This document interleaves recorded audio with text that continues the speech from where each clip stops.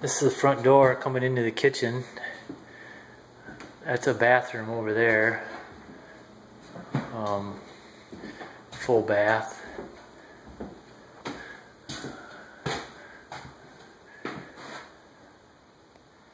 You know, he's got some extra cabinets in here. Let's see if we can get a good focus on the trim. That's the style trim. It's a dark green, and then I masking taped it when the trim was dry, so that when I cut in the walls, I had tape to cut against. And see, you can see how clean that line looks when I pull the tape. And that's the idea, to get as clean a line as you can. All these windows, some of these windows were the original windows. I had to clean up all the glass, scrape it with a putty knife or with a razor knife, and then there was this caulk edge in here, like from the factory, the butyl. I had to cut that out with a razor knife and clean those all up, and then paint this part by hand. This part I did with sprayer because I had masking tape paper over all of this. So that worked out on those windows. All the new construction windows were easy to tape. I put masking paper on this, and the paper would come over to here, and I'd paper in the whole thing with masking tape around that factory 1-inch lip. That's the nice thing about new windows. Whoever designed them understands what the painters are up against. These windows were the same thing. They were easy to spray by masking tape and paper. And the slider, that was easy. I was able to put masking paper around that. That's the look at the lake through this triple slider right here. And then there's a deck out there. My brother Tom built that deck. And then there's a gazebo that sits over in the corner here. So yeah, but I wanted to highlight more of the paint. This is a new window, so that one was easy to put. You know, you put the tape, blue tape along this edge, and then paper comes out onto the glass. So it's easy to keep that all protected. And then when I'm done spraying and dry, just pull that paper off.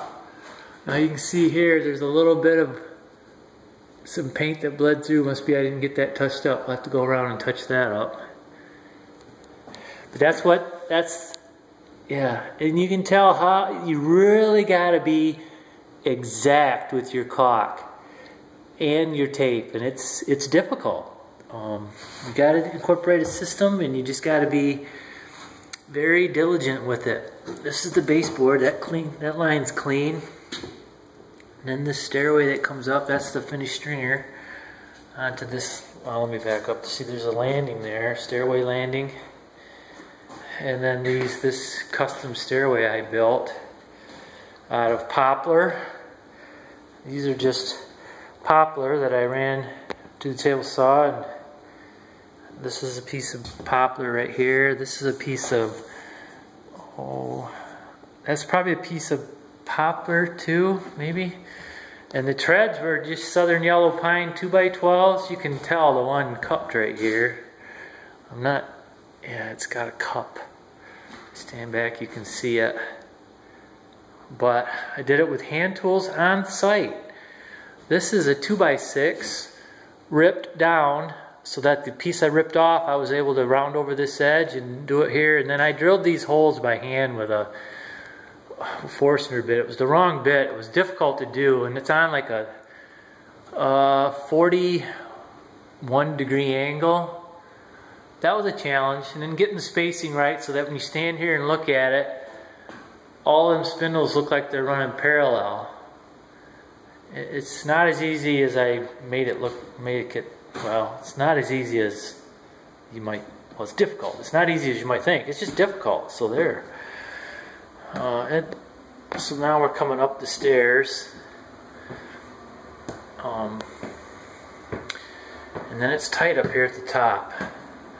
5 doors in a row, and see all these doors up here got sprayed a different color, and the trim up here is a different color than the trim downstairs.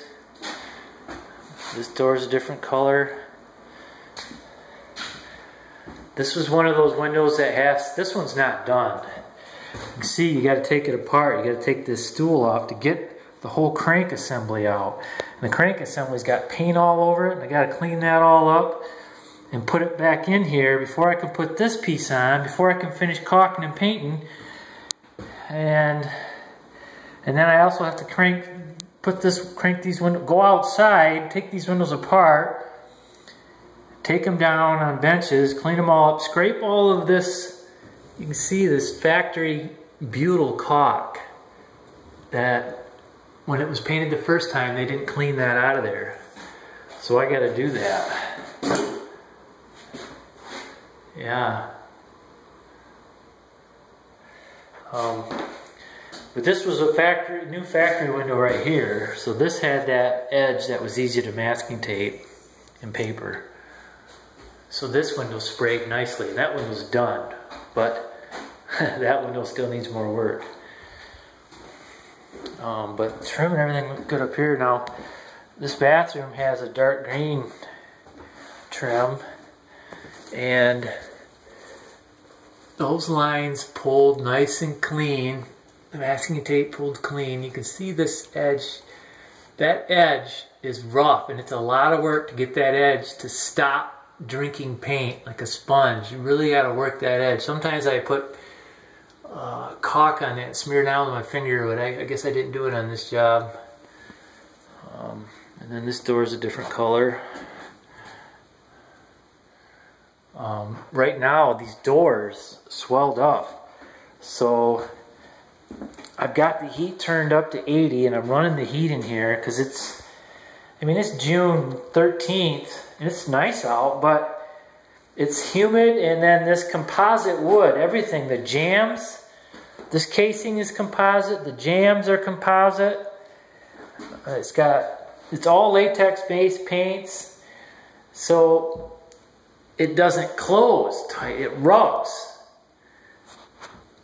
ever so slightly, and I don't want to force them shut. I'm just trying to get things to unswell. It's frustrating.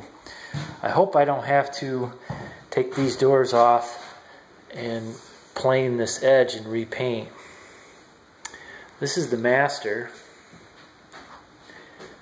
This one's got lots of windows. All these windows right here are all the old original windows, casements. They are Andersons, but I had to take these all apart. I took these off. I had this piece off so I could get this unscrewed and get this out, clean this all up with lacquer thinner, put it all back together. Had to take the hand cranks out, and I had put these screws in just so I can keep it from blowing open. And then this hardware right here was covered with paint. Some of the hardware is not on yet because this stuff is still kind of tacky. You can even see right here that even being partially cut or closed, that's rubbing. And you can see that I got to clean the glass yet. I did before I painted these. I cleaned these all up with Windex and a razor blade, scraped that factory butyl out of there, but that's my new paint, that's my new latex. That'll come right off with a razor blade. But I haven't gotten around to that yet. Now this is an upper balcony. This deck right here is above the downstairs living room and dining room. That was a real chore to do that. There's a rubber membrane underneath all that. And then you can see part of the gazebo roof over there from down below. Yeah, this was a pretty elaborate, well, fancy deck. We're on the second floor. So now, and then this pocket, there's a pocket door right here that comes into the master bath. This wall right here is leaning out. So when we closed this pocket door, you can see how we had to come up with something. Now it's not closed all the way, so we put this trim on here, and then we adjusted the rollers and the feet, and now it's closed all the way. And so as you look at the reveal, you don't really notice it being it's still a parallelogram. All the lines are parallel. We had to do some tricky stuff on that, but it worked. I'm not a big fan of pocket doors, really. They're a pain in the butt to paint. You can't get them back out, especially because I like to caulk everything in and putty and make everything, all my paint lines look clean. They're just a pain. I prefer not to use them. And then the homeowner, he's working on the shower pan, so he's got that going. But I've got everything painted. Now this wall right here, this is the west wall of the house. We basically supported the roof here, the interior, with temporary walls, knocked that wall out and rebuilt it, and then insulated it.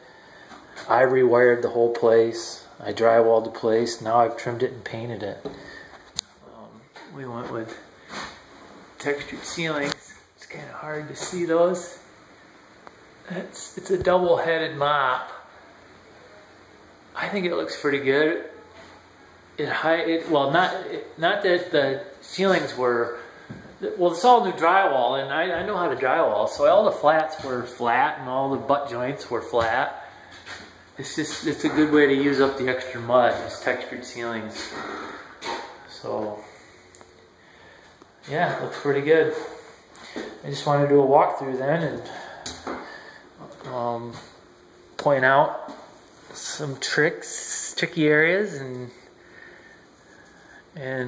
show somebody what to look out for when they're working with latex paint. Okay, I'm getting things loaded up. The van's gonna be packed full. I got a mountain of stuff sitting out here on the deck. But at least the place is empty, vacuumed, cleaned. I really like to clean the place up. There's all the leftover paint. And I'm a vacuum Nazi. This place is clean, other than my drywall spatters on the floor. But okay, thanks for watching.